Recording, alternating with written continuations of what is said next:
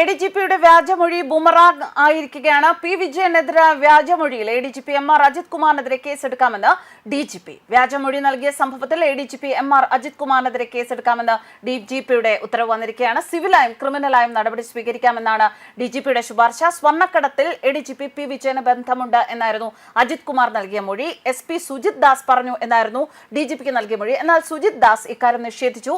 P Vijayan ഇതിനെതിരെ നിയമ നടപടി ആവശ്യപ്പെട്ട് സർക്കാരിന് കത്ത് നൽകിയിരുന്നു. ഇതിൽ DGPയോട് സർക്കാർ അഭിപ്രായം ചോദിച്ചിരുന്നു. തനിക്ക് ബന്ധമുള്ള തിരുവനന്തപുരത്തെ വ്യവസായി മുജീബുമായി വിജയനും ബന്ധമുണ്ട് എന്ന് അജിത് കുമാർ മൊഴിയിൽ വ്യക്തമാക്കിയിരുന്നു. കോവിഡ് കാലത്ത് വിജയൻ നേതൃത്വം നൽകിയ ഭക്ഷണ വിതരണ പരിപാടിയിൽ മുജീബും ബന്ധപ്പെട്ടിരുന്നു. മാമി തിരോധാനത്തിൽ അന്വേഷണം ആവശ്യപ്പെട്ട ആഷിഖ് എന്ന വ്യക്തിയുമായി മലപ്പുറത്തെ നന്മ എന്ന സംഘടന വഴി വിജയന് ബന്ധമുണ്ടായിരുന്നു എന്നുമൊക്കെയാണ് അജിത് കുമാർ മൊഴി നൽകിയത്. തന്നെ കുറ്റവാളിയാക്കാനുള്ള ശ്രമമാണ് അജിത് കുമാർ നൽകിയ മൊഴി എന്ന് കാട്ടിയാണ് വിജയൻ പരാതി നൽകിയത്. സ്വർണ്ണക്കടത്തുമായി ബന്ധമുണ്ട് എന്ന അന്വേഷണ സംഘത്തിന് മുന്നിൽ അജിത് കുമാർ നൽകിയ മൊഴി കള്ളമാണ് എന്ന് പറഞ്ഞ് നേരത്തെ പി വിജയൻ DGPക്ക് പരാതി സമർപ്പിച്ചിരുന്നു. നടപടി സ്വീകരിക്കണമെന്നും പരാതിയിൽ ആവശ്യം ഉന്നയിച്ചിരുന്നു. അജിത് കുമാറിനെതിരെ PV അൻവർ MLA ഉന്നയിച്ച ആരോപണങ്ങളിൽ അന്വേഷണം നടത്താൻ DGP S ദർവേഷ് സാഹിബിന്റെ നേതൃത്വത്തിലുള്ള അന്വേഷണ സമിതിയെയും സർക്കാർ നിയോഗിച്ചിരുന്നു. ഈ സമിതിക്ക് മുന്നിലാണ് പി വിജയനെതിരെ അജിത് കുമാർ മൊഴി നൽകിയത്. കോഴിക്കോട്ട് ട്രെയിനിലെ തീവെപ്പിൽ പ്രതിയുടെ വിവരങ്ങൾ ചോർത്തിയെന്ന അജിത് കുമാറിന്റെ റിപ്പോർട്ടിന്റെ അടിസ്ഥാനത്തിൽ 2023 പി വിജയന് അന്വേഷണ വിധേയമായി സസ്പെൻഷൻ ലഭിച്ചിരുന്നു. അന്വേഷണത്തിൽ ഉന്നത ഉദ്യോഗസ്ഥർ അജിത് കുമാറിന്റെ റിപ്പോർട്ട് തള്ളിയതോടെയാണ് വിജയൻ സർവീസിൽ തിരിച്ചെത്തിയത്. എന്തായാലും ഇപ്പോൾ അതിനെതിരെ ഈ വ്യാജമൊഴി നൽകിയതിനെതിരെ ഇപ്പോൾ അജിത് കുമാറിനെതിരെ കേസെടുക്കാം എന്ന നിർദ്ദേശം വന്നിരിക്കുകയാണ്. ഉദ്യോഗ മികവിന് ദേശീയവും അന്തർദേശീയവുമായ നിരവധി പുരസ്കാരങ്ങൾ നേടിയിട്ടുള്ള പ്രധാനമന്ത്രി നരേന്ദ്രമോദിയുടെ പോലും പ്രശംസ നേടിയിട്ടുള്ള കേരള പോലീസിന്റെ അഭിമാനമായ ഉദ്യോഗസ്ഥനാണ് IG പി വിജയൻ. എന്നാൽ എലത്തൂർ ട്രെയിൻ തീവെപ്പ് കേസിലെ പ്രതി ഷാരൂഖ് സൈഫി കേരളത്തിലേക്ക് കൊണ്ടുവന്ന പോലീസുകാരുമായി ബന്ധപ്പെട്ടു എന്ന പേരിൽ അദ്ദേഹത്തെ സസ്പെൻഡ് ചെയ്ത് ഉത്തരവിറക്കിയത് ADGP MR അജിത് കുമാറിന്റെ റിപ്പോർട്ടിന്റെ അടിസ്ഥാനത്തിലായിരുന്നു. എലത്തൂർ കേസ് തുടക്കത്തിൽ അന്വേഷിച്ചത് കേരള പോലീസിന്റെ തീവ്രവാദ വിരുദ്ധ സ്ക്വാഡായിരുന്നു. അതിന്റെ ചുമതലയിൽ പി വിജയനായിരുന്നു കേസ് അന്വേഷണം. NIA ഏറ്റെടുത്തതിന് പിന്നാലെ അദ്ദേഹത്തെ ചുമതലയിൽ നിന്ന് നീക്കിയിരുന്നു.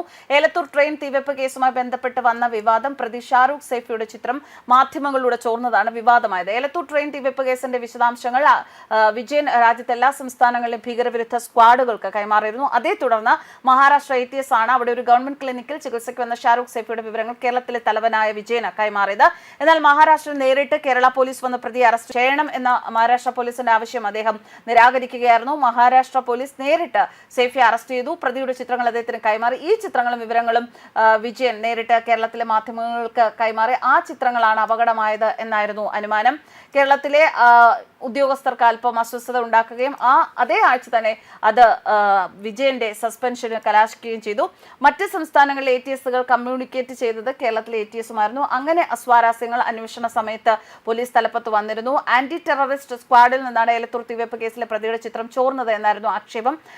പോലീസിന്റെ യാത്രാ വിവരം ചോർന്നതും പ്രതിയുടെ ദൃശ്യങ്ങൾ TV ചാനൽ പകർത്തി പുറത്തുവിട്ടതുമൊക്കെ ATSന്റെ വീഴ്ചയായി ചിത്രീകരിക്കപ്പെട്ടു. എന്നാൽ അദ്ദേഹം കേരള പോലീസിനെ എക്കാലവും അഭിമാനിക്കാവുന്ന നൂതന പദ്ധതികൾ ആവിഷ്കരിച്ച് നടപ്പിലാക്കിയ ഉദ്യോഗസ്ഥനായിരുന്നു. സ്റ്റുഡന്റ് പോലീസ് കേഡറ്റും പുണ്യം പൂങ്കാവനും ഒക്കെ അതിൽ ചിലത് മാത്രം. നിയമം, അച്ചടക്കം, പൗരബോധം, എങ്ങനെ ഒരു നല്ല പൗരനാകാം, ഇതിനെക്കുറിച്ച് ഹൈസ്കൂൾ വിദ്യാർത്ഥികളെ പരിശീലിപ്പിച്ചൊരു ജനാധിപത്യ സമൂഹത്തിന്റെ ഭാവിയെ സൃഷ്ടിക്കുന്നതിൽ ശ്രദ്ധ കേന്ദ്രീകരിച്ച ഒരു പോലീസ് ഉദ്യോഗസ്ഥൻ തന്നെയായിരുന്നു അദ്ദേഹം. അതുകൊണ്ട് അദ്ദേഹത്തിന് ഒരിക്കലും തെറ്റുപറ്റുകയില്ല എന്നത് ഈ സമൂഹത്തിന് നന്നായി അറിയാം.